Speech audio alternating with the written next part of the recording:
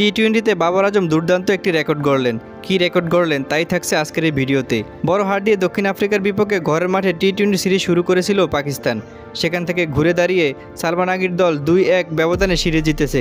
তৃতীয় ম্যাচে জয়ের পথে ম্যাচ সেরা ইনিংস খেলেন বাবর আজম। 10 মাস পর এই সিরিজ দিয়ে টি-20তে দলে ফেরান বাবর আজম।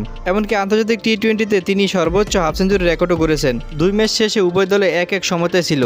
ফলে লাহোর গাদ্দাফি স্টেডিয়ামে শনিবার শেষ টি-20 ছিল সিরিজ নির্ধারণী ম্যাচ, যেখানে আগের ম্যাচের মতোই পাক বোলারদের সামনে ব্যাকফুটে ছিল দক্ষিণ আফ্রিকা। 20 ওভারে 9 উইকেট হারিয়ে তারা 139 রান তোলে। লক্ষ্য তারায় বাবরের 50তে 6 বলে এবং 4 উইকেট হাতে রেখে গন্তব্যে পৌঁছে যায় পাকিস্তান।